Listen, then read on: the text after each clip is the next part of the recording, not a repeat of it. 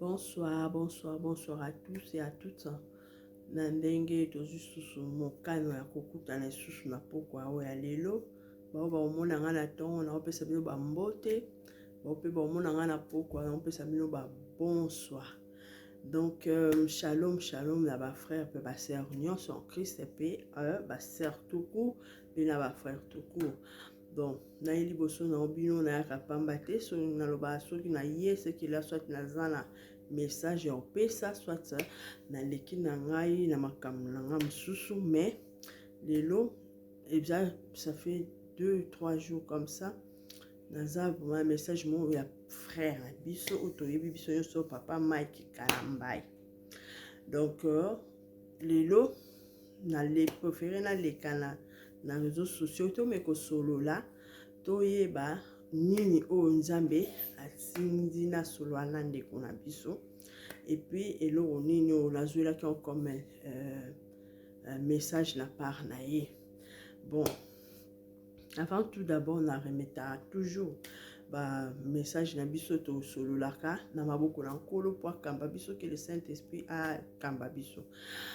Tendre Père Céleste, Papa na poussa liboso na su na poko alelo nzambe na ye liboso na yo na makasi na ngati na nguya na ngati. Eza pe sengoto ya kufanda ka bokokota na internet pona koya koloba kaka makambo po bato nyonso bazolobela. Mais yo yebi poko permettre nga lelo na fanda liboso ya bato nyonso o bakolanda ngai pona message o nazopesa nzambe na lola fungola ndeko oyo aza na message oyo tikati na ngai pona ye aza ekomela ti esika ye azali po ete ayeba kozwala interpele na message oyo olingai kotalisa nga na part na ye. Nzambe na tiki nyonso na maboko no nzambe na lola oza malamu oza nzambe ebongwani te dans le nom puissant et glorieux de Jésus-Christ. Papa na tiki du début à la fin molimo mosantu kamba ngai ote na ebete na nga moko fungola monoko peut-être na kobeta ba mabaku po naza moto mokili kasi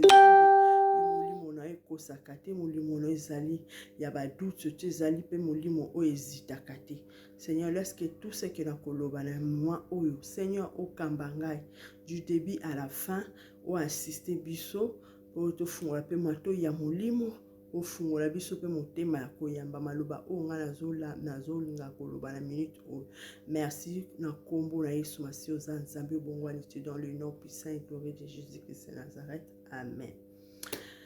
Bandeko na lelo na ete po na monka bato nyonso tu bazokotisa makambo ya ndeko na biso papa Mike Kalambai na internet yango wana ngai pe na bikaka na yaka kokomi kotisa te po eza vraiment bit na nga te parce que na ba makambo na bango penza nalinga pe okota ngo mingi te parce que eza makambo pe ezozala désolant pe ezozala triste même en même temps. Mais à chaque fois nzambe atalisa biso ka makambo toyeba kozwela ngo le devant na nyonso na yango lelo na oya na liboso na bino parce que lelo toza tokoti déjà parce que tokomi déjà minuit 15 sikoyo nga koloba tokomi déjà les 9 tokoloba mais nga naza na message mon nazwelaki ndeko na biso papa Mike Kalambai à partir ya les 6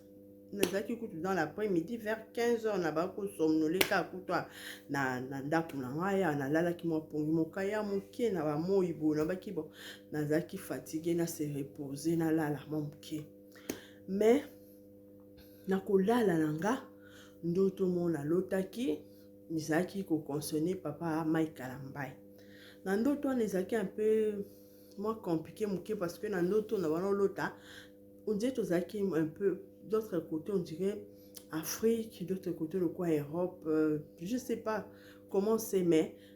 au début ezalaki neti tozalaki monika na Afrique nde bana basi bakanga basuki na balabala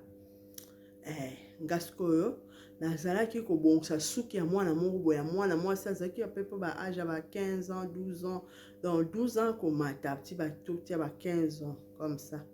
Moi jeune fille moko bona bon c'est suki na ebite na bana osimba mututu na ba kanga so na osani na ebipe lo na osana muto moi santé mais moi so na ndenge ya ndoto ba bana la sango dire azalaki mwana ya papa Mike Kalambai Tanga na obongisa mutu a mwana mwasi wana nalataki mwa robe moko kaka ya tissu boye na kitambala vraiment j'étais comme ça simple comme ça na lipapa kaka na kobongisa mutuka loko ezalaki ka na balabala principal ezalaki ka wana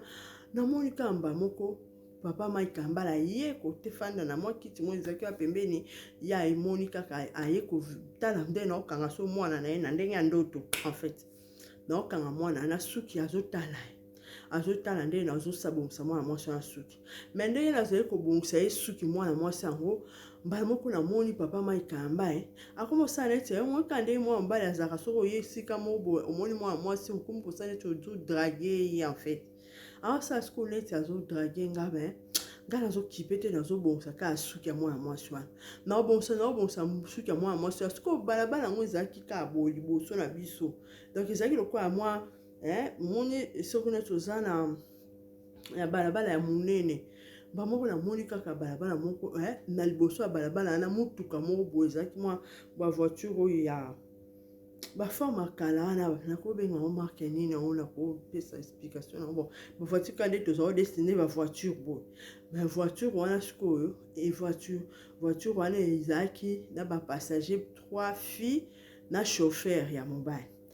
bamoko voiture yango ntango ye apesaki mwa mokongo nga sikoyo moto nazali kotala principal pas la principale na mwana wana apesaki mpe mokongo etu nazokanga bango suki bamo namoni kaka mbamoko voiture ebeti tono ya liboso tono ya mibale tono ya misato ape voiture sikoyo elali na ndenge donc totia sikoyo oyo kapo ya likolo ya voiture sikoyo elali na boye donc etalisi bapine likolo etikali sikoyo mutu nango na mokongo nango na se donc sikoyo voiture elali bongo mbala moko ka namoni militaire moko azalaki na ndoto sikoyo azalaki grand frère na nga azalaki militaire alati tenue ya bama ya pondu wana oyo ezalaki bavert ya ma ya pondu wana alati tenue ya bongo sikoyo ayemba mole bakomi osecourir bana basi wana mwa mobali wana kutu chauffeur asa mibimelaki na ye me moso batali sikoyo na kati ya voiture bakuteni sikoyo na bana basi misato na kati babimisi mwasi liboso mwasi mibale mwasi mikateme wana azalaki nde bassin na ye ezalaki kase sikoyo ntango bamoni bassin na ye ezalaki kase mamoko grand frère na biso sikoyo nani soda wana abimisi sikoyo mwana mwasi yango sikoyo babandi oluka sikoyo babenga ambulance mais so ntango amoni ye sikoyo policier yango militaire yango alobi so tobengi ambulance ete ambulance eya esalaki mwana mwasi azwa problème bamwana amoni sikoyo camionnette mwe bafourgonnette oyo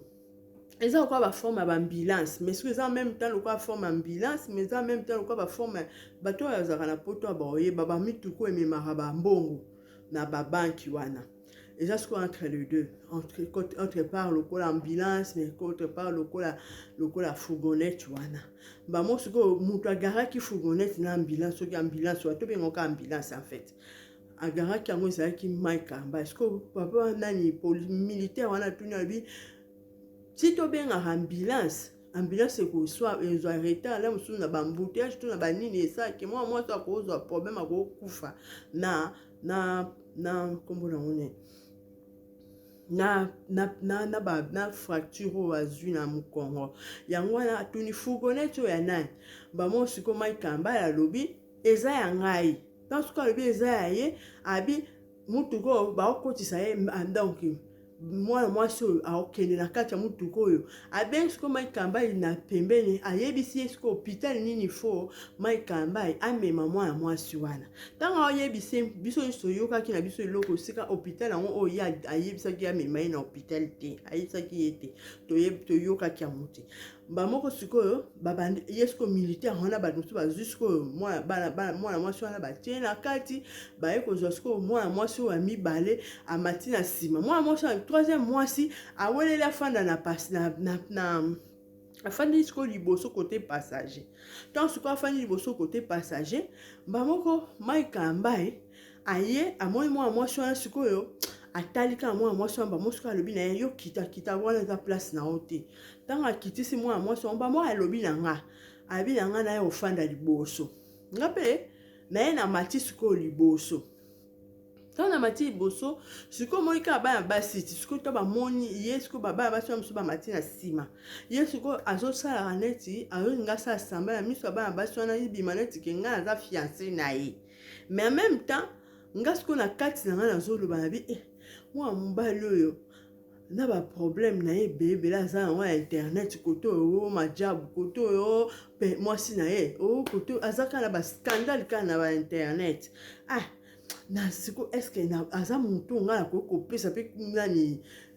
confiance que to fanda na yenga na ye mwasi na mobile nazo tango etana okanisa bongo ba mo siko tozo kende siko neti banzela mo to ba banzelo ezalo kwa moi je sais pas ba to ko benga ngo biso to benga ngo national ou bien autoroute national mona ezo kende bomena mupanzi boye ozo mona mai soki ba fleuve ba maya mosko tozo kesko banzela mo abongo sansko to ke nzela mo abongo ba mo na nzela so nga na okanisa bongo na sens que na bi muto azo dragenga yoyo aza pe muta ba problème ebele na internet oya omi pese pa na yebo omona kaka komi ya okoya ondima ba proposition na yebo mona komi ka ba problème le problème lobi problème nazo kanza osko na mutema nanga tana okasa bon na mutema nanga mba moko sikoyo na moto okende nga siko na mituni siko na sa mutu nanga bi nzela osko to okende za nzela ni mba mona tuni na yebise na bi na eta na otuna ye na oloba na ye oyebi hôpital yango esika tozo kende ba mona mona kamu pum asalala ki siko alali siko neti mutu moko on dirait mutu moko asa akufi mais azo ronflété azo donc oh la sata te ko sinya mbato ya okwiti to unité alali pongi moko ya biza ngasiko ba mona ko moganga Papa Mike, qui va au sale accident? Alali profondément, maman gâteau na moni bomba, moko siko na sali makasi, na benzi na tie côté, passager côté nga na fanda ki maman nga na fan na volant. Na bandi komema siko et même temps na bana basi wana na sima na ba pardon bola musaka boningisa parce que ye muta yebi direction hôpital esika tozo kende ye muta yebi direction hôpital est alamuka yebisa biso kasa yebisanga kasi hôpital yango ezala ndeni et puis pe mutuka ngo ndenge pe ezali nazo luka esika batiaka ta nani frein nazo mona te alali kaka boalakisi pe te voiture yango soki bamemaka ngo ndenge nini voiture nga memaka ba voiture mosusu mais oyo na mema na te maman na bandi ko forcer nazo kende na osa sorti que na sala accident na nzela mbala moko bana basi bazo lamse pongi moko alala ki na comprendre te ngasko nazo bunda na kana sens que nazo luka bisika nini na kokutana nazo tala en même temps nazo éviter ba accident et tout sikoyo bana basi otema ba luka na mona tenga ko mo bo fungwa na téléphone na ibo tunga téléphone na ibo vérifier la mususu bo mona adresse ya hôpital ngo siko photo kende parce que hôpital na muta yebi ngo izaka ka ye nga yebi te bo tala na kati so bo mona comme ça to beta GPS to ke na hôpital nga siko en même temps na mona et tambole po ya chaki vitesse ya makasi sikoyo nazo kende nazo luka te sika na diminuer vitesse nazo mona te et sika na freiner voiture na mona te na mona ba pédale mususu bomba miso côté nini so pe nazo bunda na ko luka tina ndenge na ki ko freiner voiture tant na freiner ka voiture bomba moko na lamuki ngabi ndoto ni ngala lotio tant na loti tellement j'ai toujours l'habitude ya solo na mwana nga na yebisaka ye mais est-ce que tu as interprété là qui ngango na zaki na makanisi na bakiteki na otia ngo na internet te mais tant expliquer ngati na suka moli momo ebelo ba mona explication mwana lobi na yango wana eza explication oyo il faut ye ayokango sikoyo na bengi su lobby na bengi mwana nga na yebisi yaka nanu yaka koyebisa nga interprétation oyo yo salela ki nga tonga na sala kindoto wana pona na meka ko enregistrer na tiango pe na vidéo parce que molimo nga ezo banga kana na tia na loba ndoto et puis na tia na interprétation nango comme ça bino na biso to yoka au moins na lobaki peut-être c'est le Saint-Esprit qui avait parlé en elle parce que ils a message mo peut-être ils a vraiment concerné papa Mike Kalambai pour là mususu na ko yoka interprétation au molimo santo apesa ki mwana. Pour moi, na 20 ans, mais la manière dont elle a interprété ce rêve, moi-même, j'étais même étonnée. Tant que yebisaki nga nazalaki nga moko lobi siku na expliquer moninga na nga moko ya tozalaka ne oyo nayebisaki mingi makambo ya bandoto na nga oyo tosololaka na ye mingi souvent na expliquaka ye nayebisi zela nanu nabenga nanu mwana oyoka interprétation parce que lobi mpe nga opesanga interprétation nazalaki na makanisi ya koenregistre yango te mais natikali na eloko moko na molimo mosantu azotungisa nga il faut natia yango na internet il faut natia yango na internet yango wana sikoyo nabengaki na bite nameka na okota soki alobi na ye bien te comme ça nakotia na nga yango te mais quand on a passé sous pour la deuxième fois l'obinda ya ko sala sous interprétation pour la deuxième fois nde nazwaki siko portable tablette na nga na bite na enregistré ndenge azoloba après na yoki sabino na biso to yoka ensemble pourtant to yoka ngola mususu toke komi esali ngolu ke nzamba permettre mutu moko ayoki mani vidéo oyo ayoki na ba interprétation peut-être au azalaka ta proche to pa yebi ata ndeko papa Mike Kalambai akoyoki c'est là mususu ezana message oyo nzambe azobetela esete na kati ya ba interprétation pe ya ndoto onga na lotaki bon nazotia vidéo nani interprétation wana to mekoyoka ensemble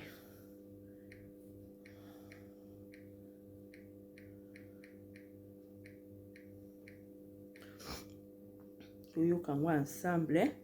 comme ça toyeba oyo mwana Saint-Esprit a permetaki mwana aloma zela ozela Seigneur c'est comment ça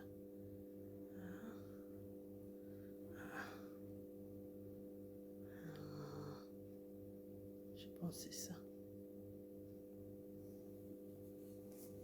Ce que moi j'ai compris hier, c'était à propos de ce rêve, c'est que Mike Kalambai, pendant qu'il draguait ma mère, ces femmes-là étaient en train de se blesser. Elles étaient à 3. Donc je pense que c'est 3 conquêtes à lui dans sa vie, tu vois. Maintenant, quand il a introduit l'autre conquête dans sa vie, c'est la 4e qu'il est en train de faire avoir actuellement. Il est en train de... Ces femmes sont blessées, mais elles cherchent tout le temps à avoir son intention, à avoir son... Donc, tu vois, c'est comme des ex, tu l'as blessé vraiment, mais elle cherche encore ton affection. C'est ça, en fait. Maintenant, quand il était dans la voiture, on dirait... Tu vois, le truc, c'est qu'à ce moment-là, ces femmes étaient dépendantes de lui. Parce que lui, il connaissait les chemins vers l'hôpital pour qu'elle guérisse, pour qu'elle se soigne, pour qu'elle se sente mieux. Et le chemin qu'il prend, moi, j'ai décrit ça comme le chemin relationnel, le chemin relationnel et spirituel. Que dans ce processus d'être amoureux, de ce processus d'être ensemble... Dans ce processus d'être ensemble. Maintenant, à un moment donné, il roule avec sa conquête. Sa conquête se pose des questions et se dit, il a beaucoup de drames, il a beaucoup de choses qu'il est en train de faire mal. Je suis pas sûre, j'ai pas envie accélérer les choses. Mais lui, il est en train d'accélérer les choses parce qu'il est en train déjà de prendre cette conquête en tant qu'une prétendante, en tant qu'une fiancée, alors qu'elle, elle s'y attendait pas. Maintenant, quand lui, il est devenu inconscient, la chose qui s'est passée, c'est quoi? C'est qu'il va encore mettre pour la 4e fois une femme dans la situation où elle est blessée. L'accident, s'est déjà passé, a déjà blessé ces 3 femmes-là. Maintenant, il est en train de refaire ça inconsciemment à la 4e femme. Maintenant, la 4e femme, elle, comparée aux autres, elle essaie de prendre le contrôle et d'arranger son passé, d'arranger et d'éviter que ce qui s'est passé dans le passé de se refaire en ce jour-là. Aussi, ce que moi j'ai compris, c'est que le fait que parce que tu vois, si, je ne sais pas si maman t'a raconté, mais quand elle t'a raconté, elle parle tout le temps de Mike, c'est quoi l'adresse de l'hôpital? C'est quoi l'adresse de l'hôpital pour qu'on puisse amener ces femmes-là? Parce que normalement, quand tu as un accident, tu pouvais juste te dire bon, j'arrête et après l'hôpital, vous-même, vous allez vous débrouiller plus tard. Mais elle cherche à fixer les choses. Moi, ce que j'ai vu, ça vraiment, la manière dont j'ai compris, c'est quoi? C'est que la quatrième personne que Mike Kalamba est en train d'accueillir dans sa vie, qui veut mettre dans sa fille, elle n'est pas encore prête, mais lui, il l'y mise dans sa vie. Maintenant qu'elle est dans cette situation où elle est vraiment, que c'est sérieux, elle voit qu'il y a beaucoup de femmes que lui, il a blessées dans le passé. Tu comprends? Et il a sa part de responsabilité. Et elle veut que Mike prenne la responsabilité de fixer le problème, d'aider ces femmes à guérir. Tu comprends? Oui. Parce qu'elles sont blessées à cause de lui. Maintenant, lui, il est encore dans cet état que ce que j'allais dire, c'est que quand il est tombé, il ne se rend pas compte. C'est ça que le sommeil, voilà. C'est ça le sommeil qui représente. Le sommeil soudain là, ça veut dire qu'il ne s'en rend pas compte. Il fait les choses, il fait rien, mais ça, c'est en train de causer des problèmes. Parce que même quand il était en train de draguer la prétendante, pendant qu'elle faisait les comment on appelle ça? Les ronds-points. Non, quand elle faisait les boum boum boum, là, les tonneaux. Ils faisaient les tonneaux là. Elles ont fait le tonneau 3 fois. Et quelque chose m'a dit, elles ont mon pépé à ma baie. Elles ont mon pépé à ma baie, elles ont lié naïe, qui fait en sorte que toute personne avec qui il est va tout en finir blessée. Même si c'est hors de son contrôle, c'est pas son but à lui, c'est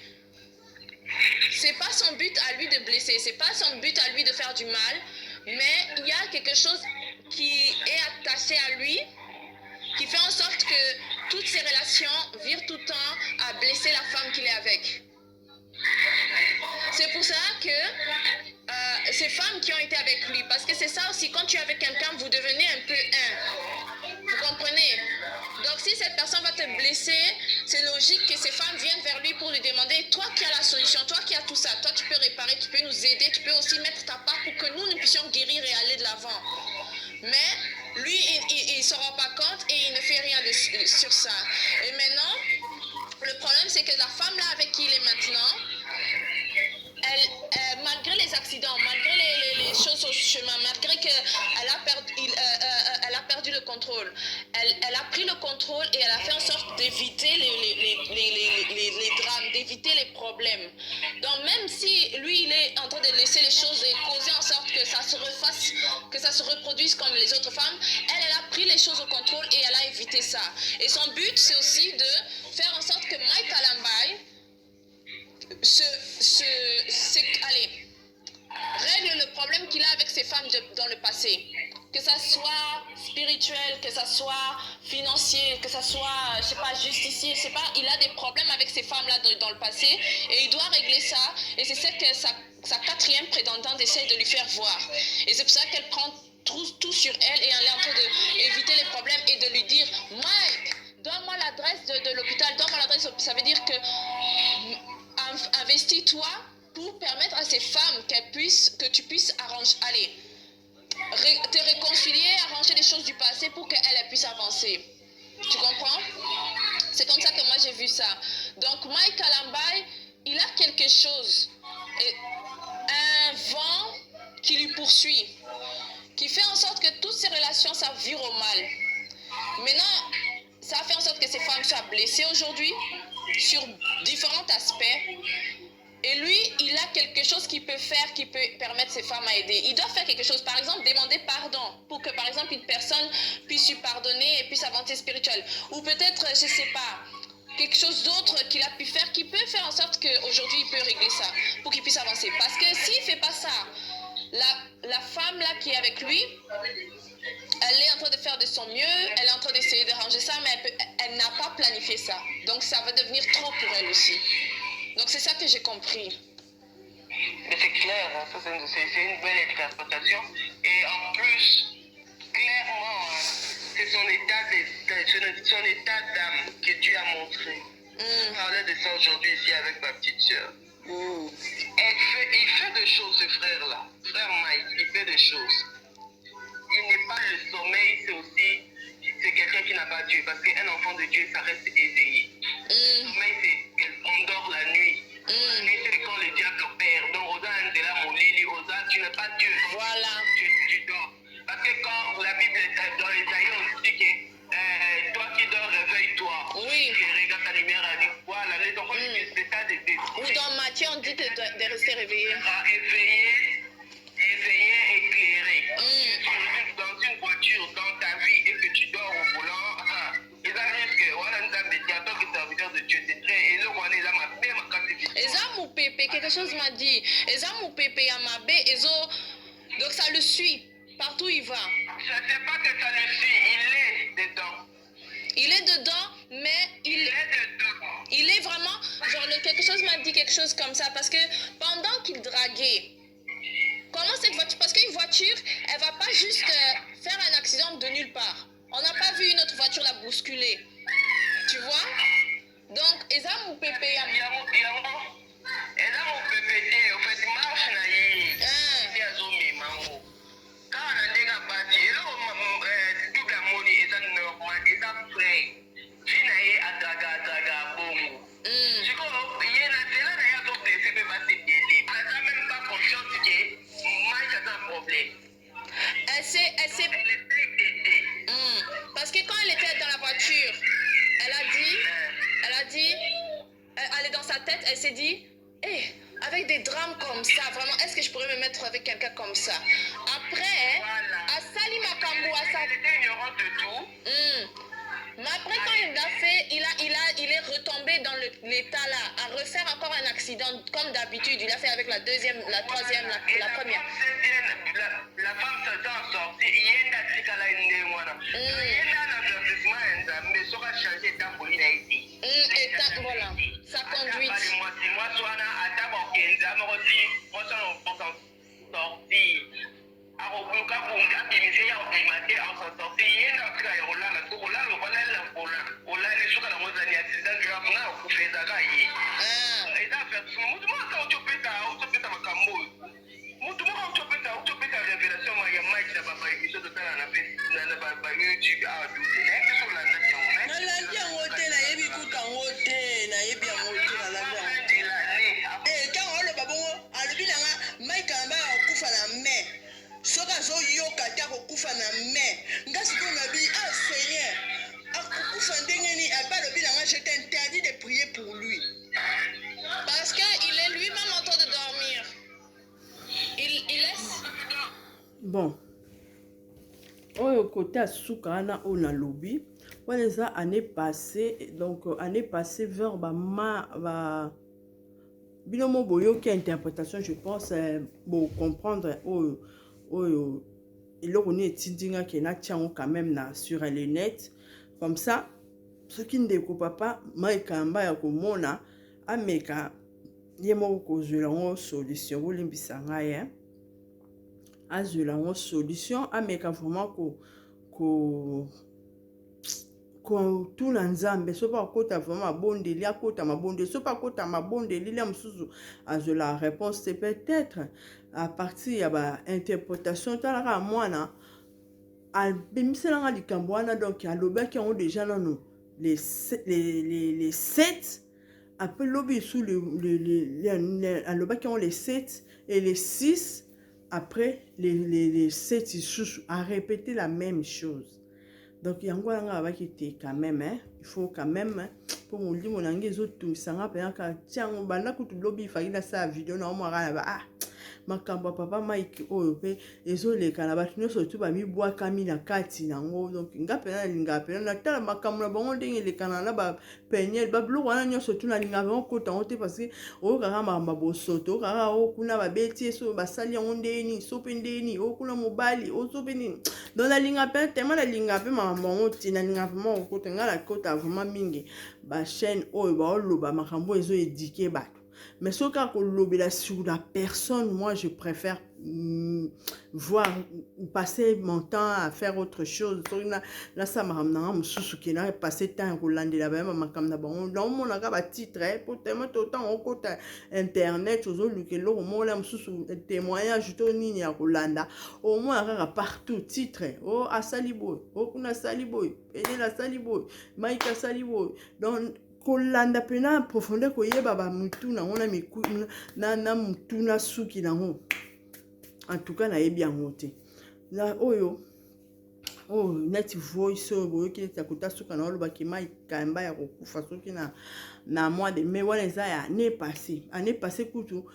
na yebi te soki mama Tiffany Mokwa oyo ya chaîne les Nazaréens ako ko témoigner même j'avais même na benga kai même parce que na bandaka tout na soki azana numéro à papa Mike Kambaye parce que nazwelaka papa Mike Kambaye message mais alobaka nanga ke ye moko aza na capacité ozwa ngo te na tiela ye audio soki moyen koza kopesa mutu po a passer papa Mike Kambaye message wana lokola pe pasa nango te bon nayebi te soki epasa soki pe pasa te wana ka koloba esi ya moto ayebi mais wana ezalaki message mo nazwaka yango année passée je pense vers le mois de mars comme ça nalalaka kutu pena te ke oza pongi te na tongo vraiment c'était vers 6h du matin le matin comme ça na utaki kosambela na lali ka à peine kolala eza te ke oloti mais na yoki na voix audible pena na oka pe Mike Kamba ya okufa na mois de mai nga mamona na eta na olunga ba Seigneur okufa na mois de mai mbamona okaka kalobi et ne prie pas pour lui je t'interdis de prier pour lui donc na oka pe nzamba gangeli ngai tellement j'ai l'habitude quand je vois na mona bandoto que là musu balasi mutu akufi na zoranda moko du coup la loba la prière ke o eza révélé eza condamné donc tant na yoka ki voix wana mbamona lingai na sambela na oka pe mongo gangeli ngai loba ne prie pas pour lui parce que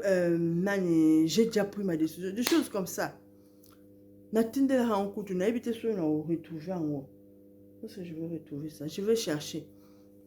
Le cas ba téléphone on peut mingi comme kaka au moins o ekufi na ba message na onyo surtout na kati bon. Na téléphone moko za ba message ebele na kati o na zaka na o ekufi na kati na ba message nyonso na kati bon.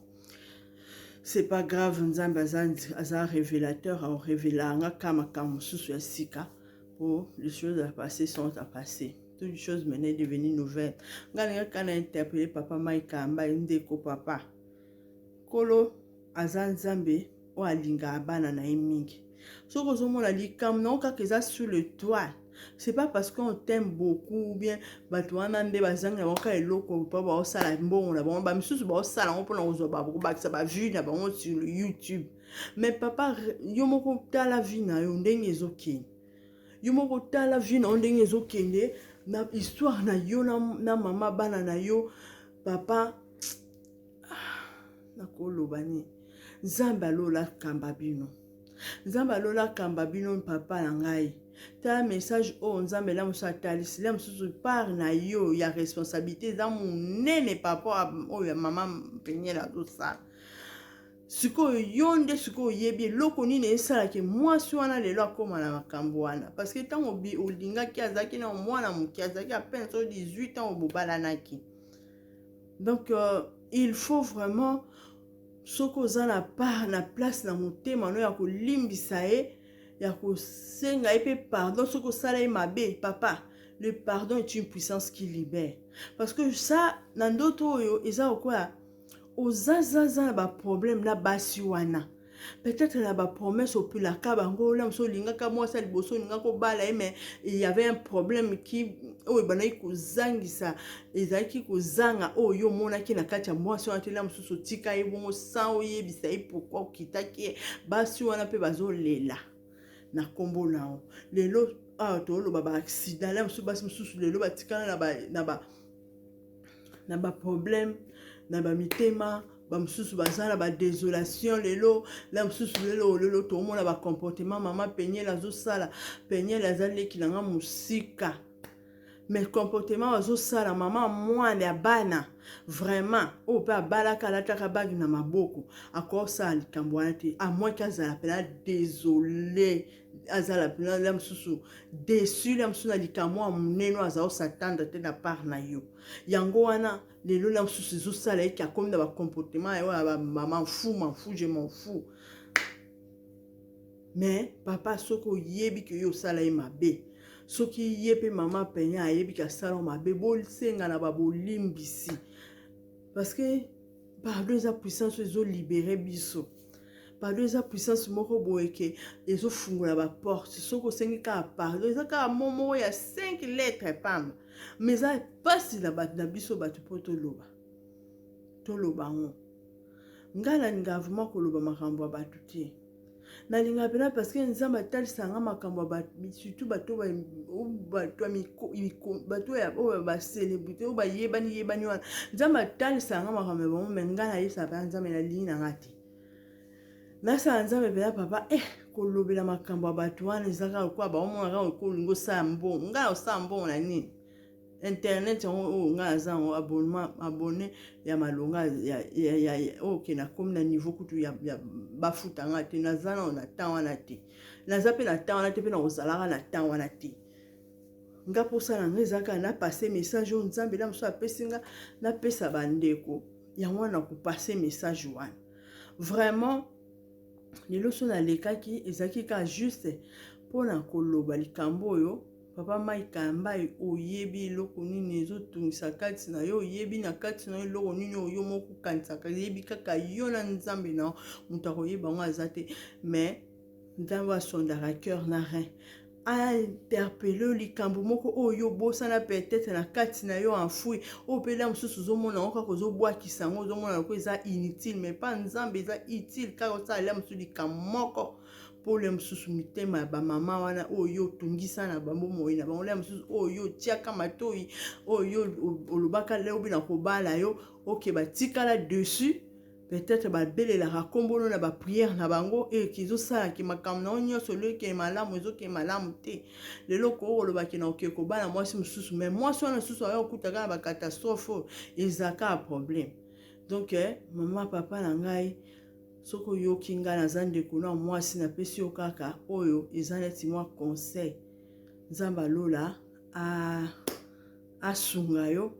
oyeba likambo nini oyo kosala na bomoi na yo mpo lelo obima na motambo oyo satana akangi yo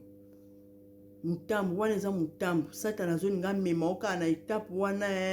donc yo ti ozolekana na yo na ba YouTube wana ozolekana na ba papier na ola mosusu po gagner procès papa satana azotiola yo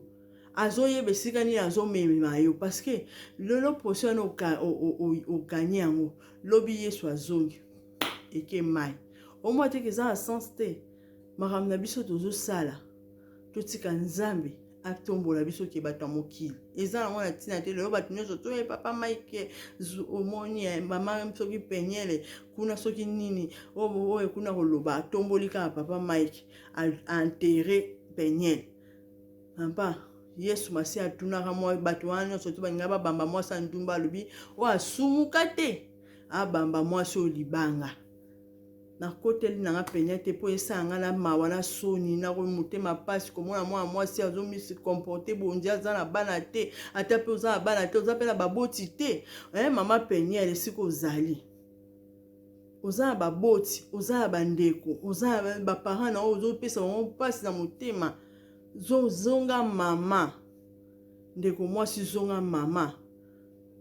ata mokolo moko yoka liloba nzambe na matoi na omeka siko kolanda te parce que tu toya na mokili oyo toya biso moko toya na mibali te toya na bana te ata lipasa na yo ye te moto akomemo na lola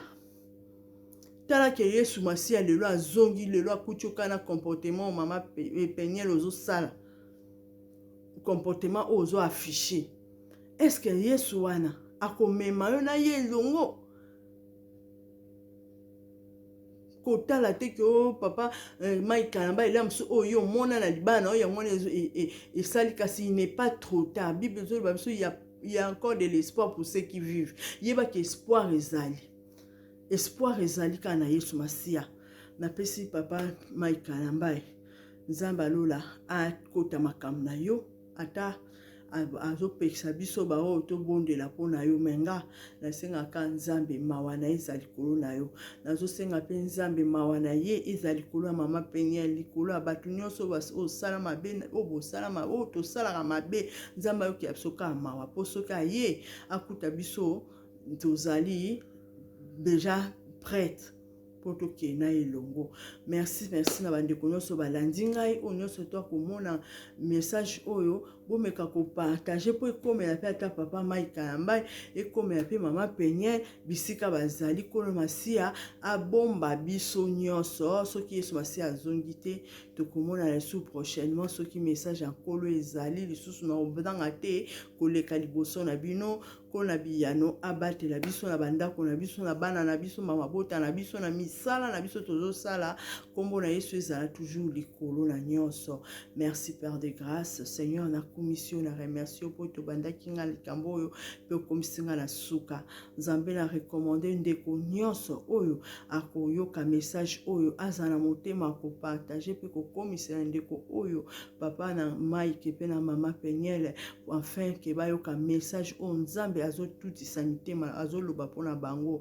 nzambe alola kumbama netola mana yo poza bolingo za nzambe malamu na bolingo na onde to komiste osali na likambo banda début jusqu'à la fin. Merci pour l'assistance à Saint-Esprit, merci pour la nyonso osali na kati ya bomoi na biso na kombo na Yesu Masia. Je dis merci mon Dieu mon roi. Amen.